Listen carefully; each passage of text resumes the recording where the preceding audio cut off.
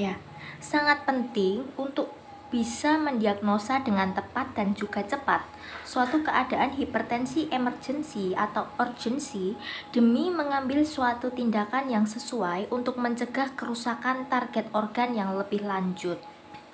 Nah, maka oleh sebab itu, pada evaluasi awal itu harus dilakukan anamnesis dan pemeriksaan fisik yang baik.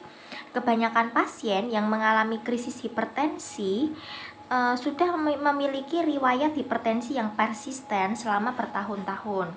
Manifestasi klinis yang muncul itu sangat tergantung dari target organ yang terdampak. Namun terkadang tanda dan gejala yang berhubungan dengan krisis hipertensi juga tidak dikeluhkan oleh pasien, atau biasa disebut dengan silent crisis hypertension, yang sering didapati terutama yakni pada pria ras kulit hitam yang masih muda. Saya akan bahas dulu mengenai anamnesa ya. Jadi riwayat hipertensi, kemudian obat-obatan antihipertensi dan kepatuhan pasien, riwayat penggunaan obat-obatan seperti kokain, NSAID, kemudian monoamin oksidase inhibitor atau MAOIs, kemudian kontrasepsi oral, konsumsi alkohol, kemudian juga riwayat penyakit sebelumnya, misal seperti glomerulonefritis, kemudian pyelonefritis, dan lain sebagainya. Kemudian riwayat kehamilan, tanda-tanda preeklamsia dan eklamsia. Gejala-gejala pada sistem saraf pusat seperti misalnya sakit kepala, muntah, kejang, gangguan penglihatan, perubahan status mental atau ensefalopati hipertensi.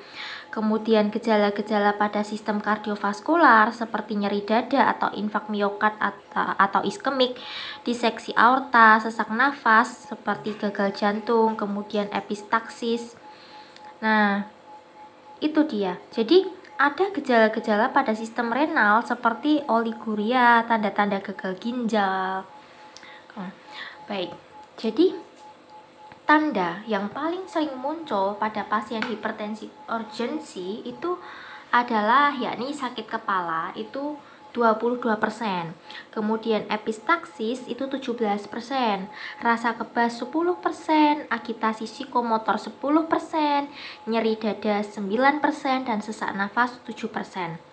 Zampacolion dan kawan-kawan itu melaporkan tanda-tanda yang paling sering muncul pada pasien hipertensi emergensi adalah nyeri dada yakni sebanyak 27%, kemudian sesak napas sebanyak 22% dan defisit neurologis 21%. Apabila dihubungkan dengan kerusakan target organ, infak cerebral itu 24,5%, edema paru akut 22,5%, ensefalopati hipertensi 16,3%, dan gagal jantung 12%. Lanjut ke pemeriksaan fisik. Nah, pemeriksaan fisik yang paling awal itu harus fokus pada pengukuran tekanan darah secara benar. Pengukuran itu dilakukan pada kedua ekstremitas atas dengan menggunakan ukuran manset yang tepat. Nah, agar bisa mengevaluasi adanya kecurigaan diseksi aorta dan apabila dimungkinkan dilakukan pada posisi duduk, berdiri, atau tidur. Penilaian nadi dibandingkan pada ekstremitas atas dan bawah, arteri karotis dan abdominal, diaskultasi untuk diketahui ada atau tidaknya bruit yang mengarah pada cerebrovascular event.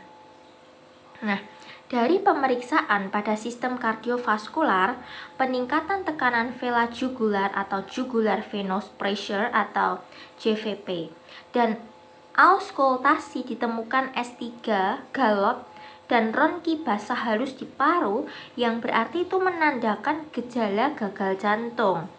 Nah, adanya getaran yang prominent di aspek atau murmur yang kasar ya di regio interscapula merupakan tanda coarctatio aorta.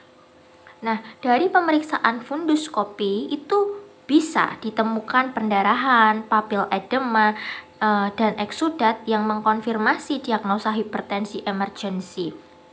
Pemeriksaan neurologis itu juga bisa menilai adanya defisit neurologis sebagai akibat stroke dan ensefalopati hipertensi. Ada sekitar 83% dari kasus hipertensi emergensi itu menyebabkan kerusakan pada satu target organ. 14% yang melibatkan 2 target organ dan sisanya lebih dari atau 3 target organ.